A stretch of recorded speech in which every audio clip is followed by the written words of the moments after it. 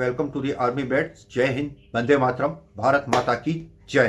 तो दोस्तों, आज हम शुरुआत करते हैं अपने इस चैनल की फर्स्ट वीडियो से। हम बात करेंगे अपने चैनल पे नेशनल इंटरेस्ट पे और जियो पॉलिटिक्स पे।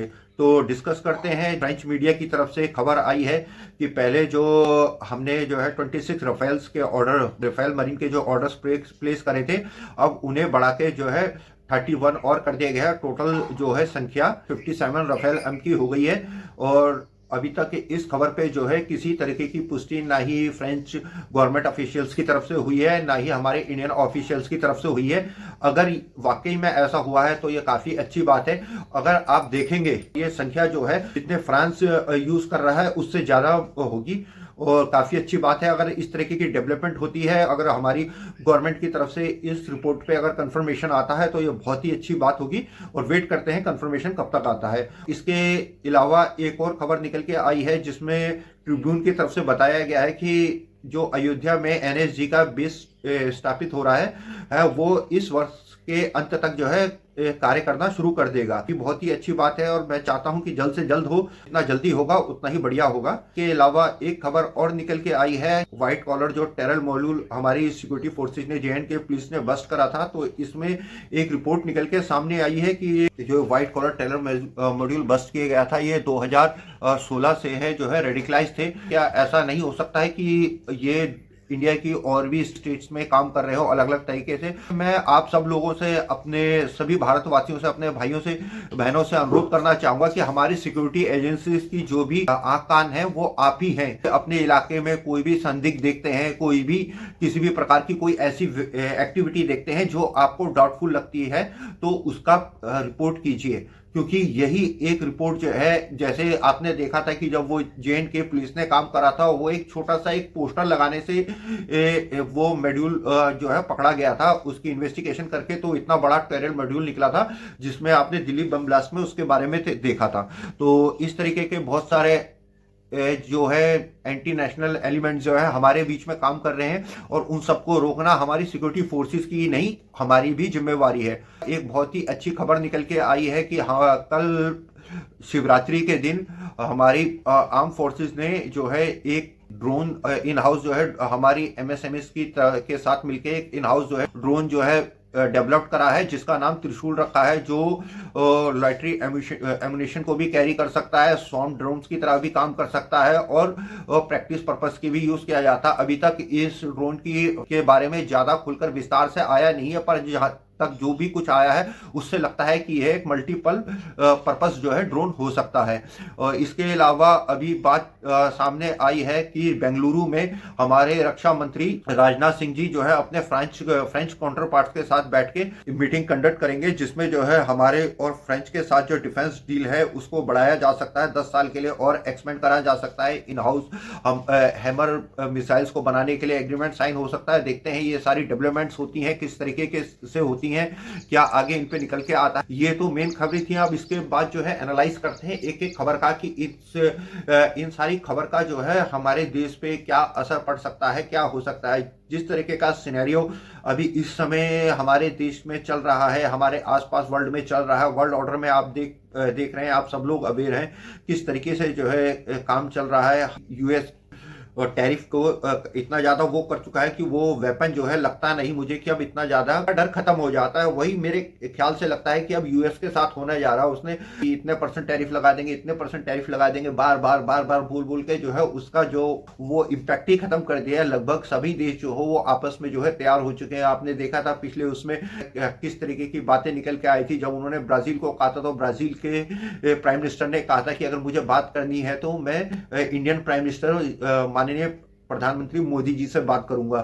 तो इस तरीके से आप देख रहे हैं बांग्लादेश में अभी हाल ही में चुनाव हो रहे हैं। देखते हैं उस चुनाव से क्या निकल के आता है। क्या बांग्लादेश न्यूट्रल रहेगा, जो मुझे तो नहीं लगता रहेगा। जिन्हें क्या करा वो एक तरीके से अमेरिका की गोद में जाके बैठ गया इसको काउंटर करने के बाद। अब देखते हैं क्या चाइना आएगा। बांग्लादेश जो है टोटली जो है वो अखाड़ा बन चुका है एजेंसियों का, ठीक है ना, चाहे सीआईए हो, चाहे आईएसआई हो या कोई अदर हो, तो सबके सब अपने पत्ते खेल रहे हैं। देखते हैं आखिरी में ऊंट किस करवट आके बैठता है।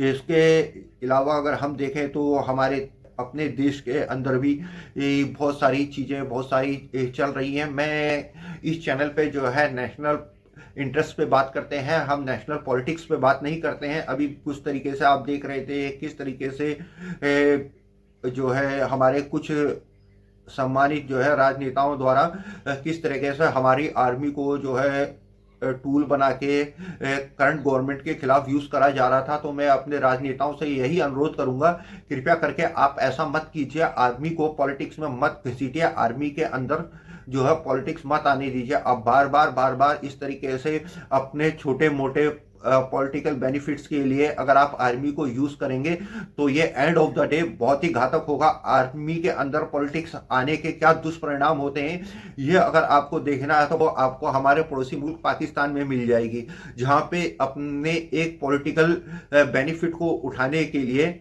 जो है उन्होंने आर्मी का सहारा लिया। आर्मी का सहारा लेने के बाद एक बार आर्मी जो है पॉलिटिक्स में एंटर हुई, फिर उसके बाद क्या हालत हुई ये आप देख रहे हैं पाकिस्तान की। ठीक है, तो प्लीज ऐसा मत कीजिए, होश के नाखून लीजिए और आर्मी को, हमारी आर्म फोर्सेस को जो है अपना काम करने दीजिए, उससे अपने पॉलिटिकल फायदे के लिए इस्तेमाल ना करें।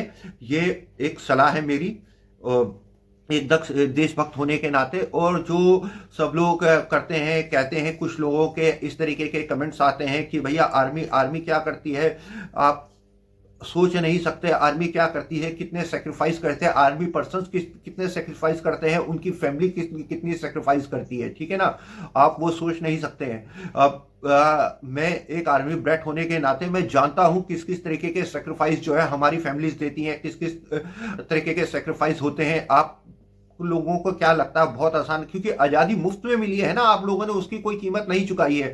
जो लोग हमारी आर्मी पे, आर्म फोर्सेस पे, उन पे शहीद हुए हुए जवानों पे सवाल उठाते हैं। आजकल जो आप देखते हैं कि एक टेररिस्ट अगर मारा जाता है तो उसके विरोध में किस तरीके के नारे लगते हैं लोग।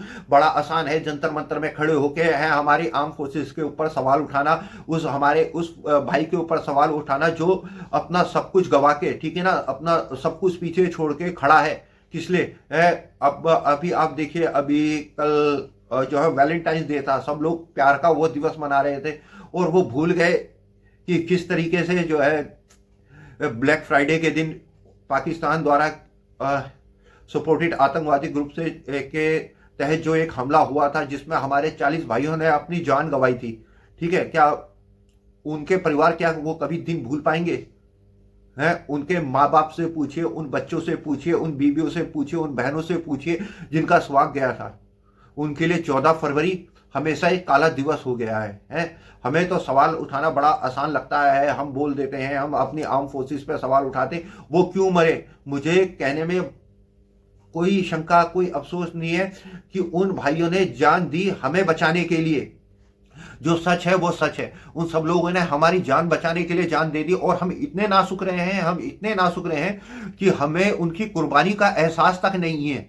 एक दिन मोमबत्ती जलाने से जो है देश सुरक्षित नहीं हो जाता। देश के लिए हमारी आर्म फोर्सेस हो, चाहे हमारी पैरामिलिट्री फोर्सेस हो, चाहे हमारी बेल्ट फोर्सेस, चाहे हमारी सीआरपीएफ हो, चाहे हमारी पुलिस फोर्सेस हो, हमारी इंटेलिजेंस एजेंसियां हो, वो दिन रात 24/7 काम करती रहती हैं बिना इस बात की परवाह किए कि क्या अंजाम होगा, क्या होगा, क्या नहीं होगा। वो अपना सब कुछ देते हैं और बिना किसी चाह के सब कुछ देते हैं। वो आपसे कुछ नहीं मांगते, कभी कुछ नहीं मांगते, कभी उन्होंने आपसे कुछ नहीं कहा कि आप हमें कुछ दीजिए है। पर हम एज अ सिटीजन, हमें हमारा इतना फर्ज तो बनता है ना कि हम जो है इस बात को कम से कम अपने मन में एहसास करें कि वो सब हमारे लिए क्या करते हैं। दोस्तों, इस वीडियो को ज़्यादा लंबा ना करते हुए इस बात को यहीं पे ख़त्म करेंगे। आगे भविष्य में हमेशा बात करते रहेंगे। प्लीज़ आप अपना प्यार सहयोग बनाए रखिएगा और प्लीज कमेंट्स कीजिएगा, अपने विचार आप भेजिएगा इस राष्ट्रवादी चैनल पे जो केवल नेशनल इंटरेस्ट और जियो पॉलिटिक्स पे बात करेगा। ठीक, वो जो नेशनल इंटरेस्ट है, जो राष्ट्रवादी हैं, वो इस चैनल से आके जुड़े। आप सब लोगों का स्वागत है, आप सब लोगों के विचारों का स्वागत है। जय हिंद, वंदे मातरम, भारत माता की जय की जय की जय की जय।